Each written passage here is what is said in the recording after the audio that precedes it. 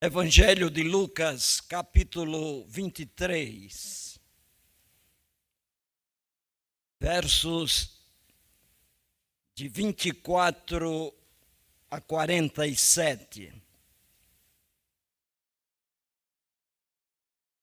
Já era quase a hora sexta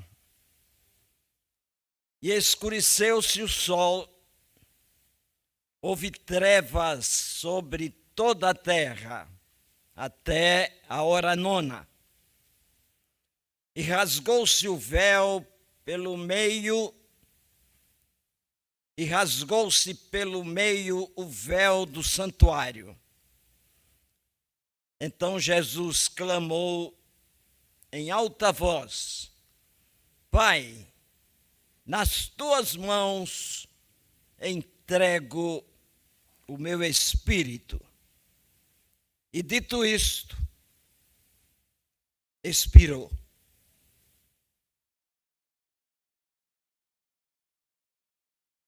Meus irmãos, do alto do Gólgota, em meio a grande dor, grande suplício, fluem dos lábios de Jesus 7 palavras candentes que se eternizaram. Como vimos nesta manhã, a primeira palavra do crucificado é de perdão. Perdão aos seus agressores. Perdão aos seus algozes. A segunda palavra de salvação. E é interessante a ordem, porque para que sejamos salvos, precisamos ser perdoados. E vem a palavra de perdão àquele indigente moral e espiritual que padecia da mesma maneira que Cristo. A terceira palavra revela um exemplo de cuidado familiar, de amor familiar, de consideração familiar. Mãe, eis aí o teu filho. Filho, eis aí tua mãe. A quarta palavra indica a humanidade de Cristo. Ele foi igual a nós em tudo, exceto no pecado. As mesmas necessidades, os mesmos anseios, as mesmas experiências humanas, dor, aflição. Em tudo foi igual a nós, exceto no pecado. E o atestado desta humanidade é Cristo no patíbulo da cruz, sentir sede. A quinta palavra é a expressão de dor mais aguda que a alma sentiu. A dor do abandono de Deus. E a dor do abandono de Deus é a experiência do inferno. Se Deus abandona, o abandonado está sofrendo as agonias do inferno.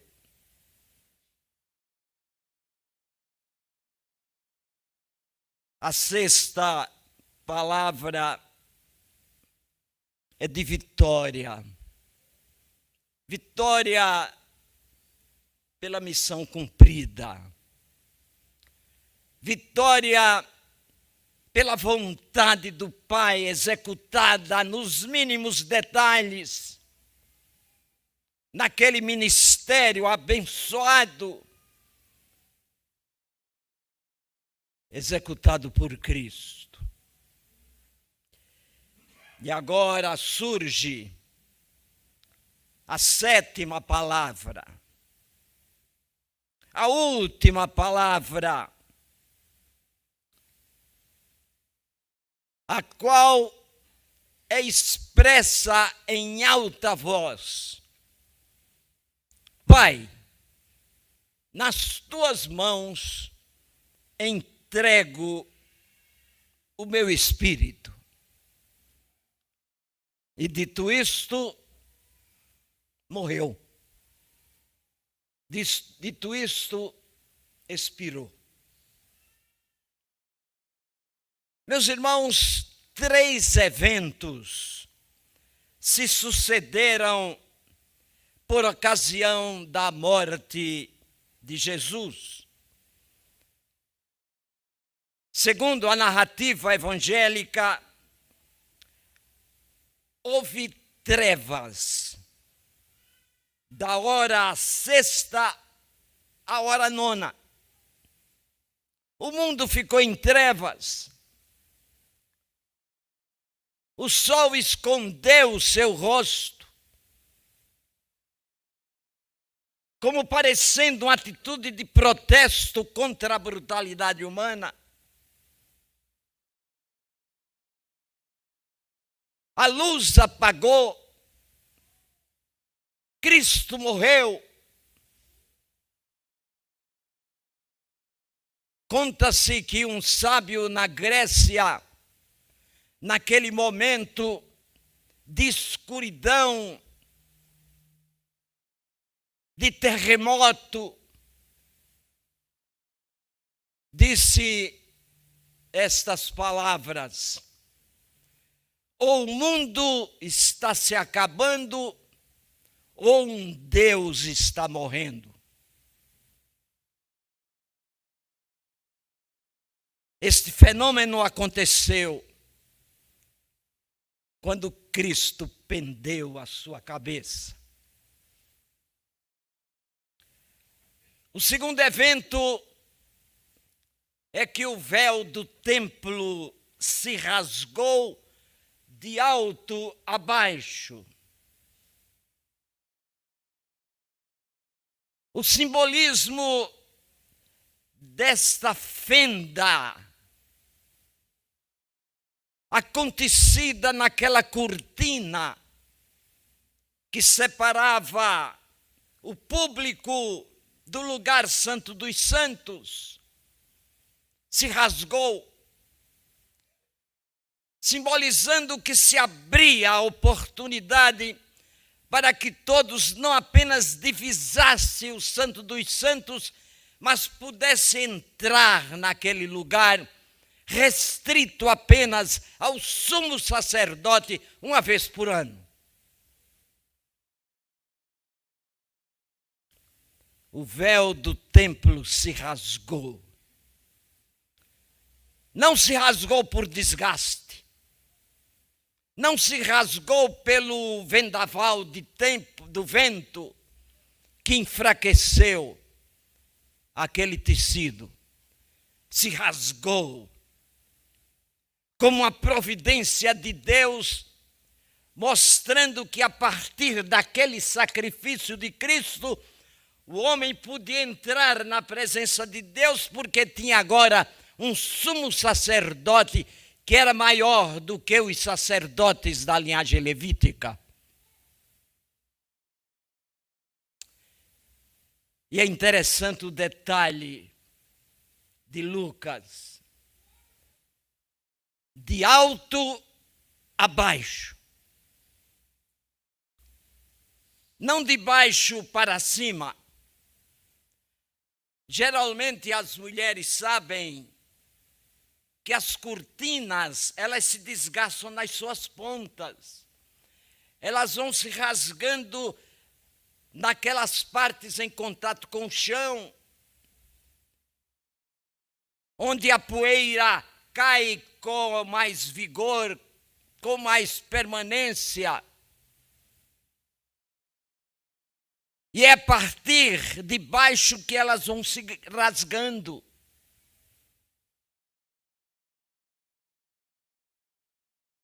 Mas o véu do templo, a cortina que separava o Santo dos Santos, se rasgou de alto a baixo, ferindo o fenômeno natural. E o terceiro evento, meus irmãos, de que eu falei, é trazido-nos por Marcos, que é a conversão do capitão da guarda daquele batalhão, daquela centúria responsável pela prisão e pela morte de Cristo.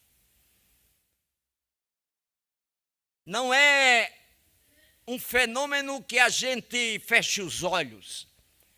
É algo fenomenal. É um evento importante e impressionante. O capitão da guarda, o centurião, que chefiava uma centúria, isto é, 100 soldados, não resiste àqueles fenômenos acontecidos. Ele presenciou e ouviu todas as 7 palavras da cruz. Foi tocado pelo Espírito de Deus. E abre o seu coração para Cristo, dizendo: verdadeiramente este era o Filho de Deus. E declarar que Cristo é o Filho de Deus é a entrada no caminho da salvação.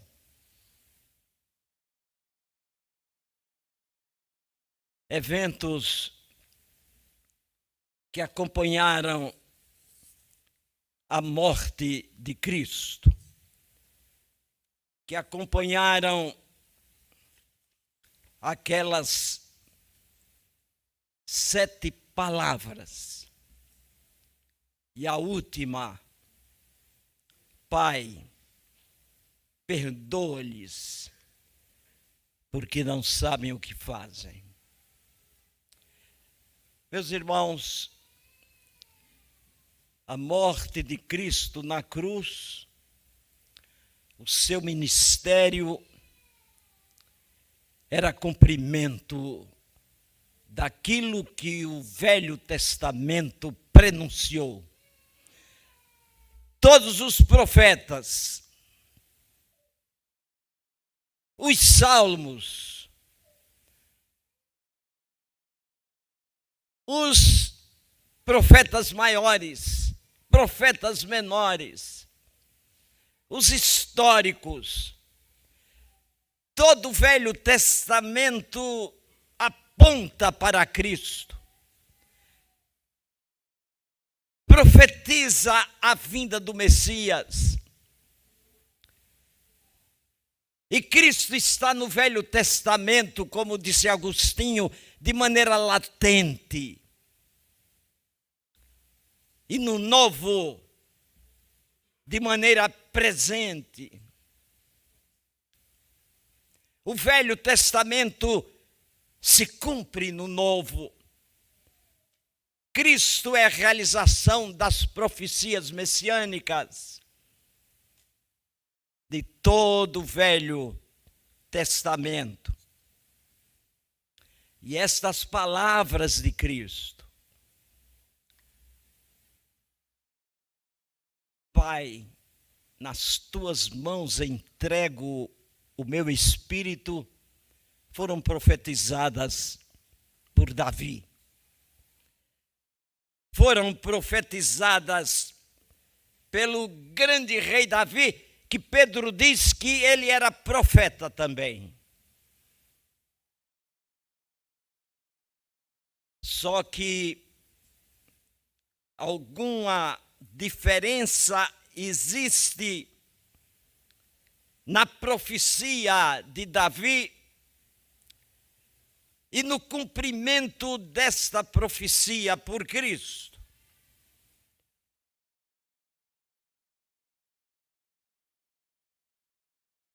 Jesus clamou em alta voz: Pai, nas tuas mãos entrego o meu espírito.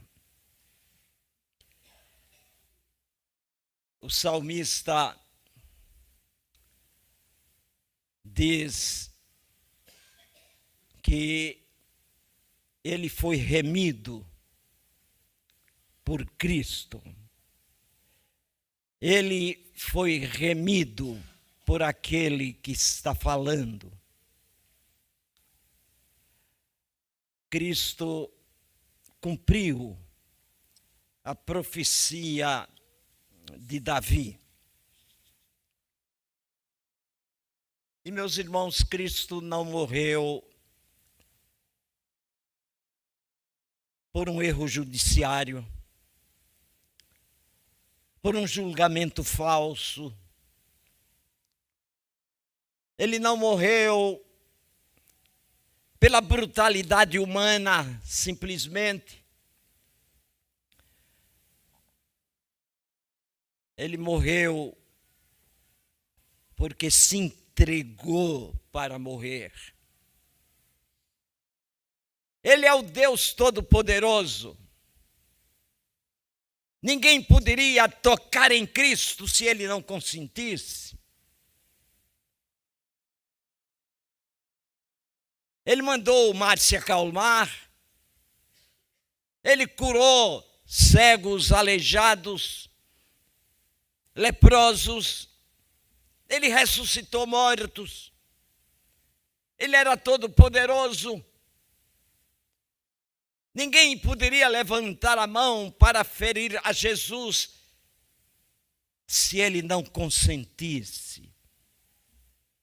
E ele revela isto quando diz: ninguém toma a minha vida, eu mesmo a dou.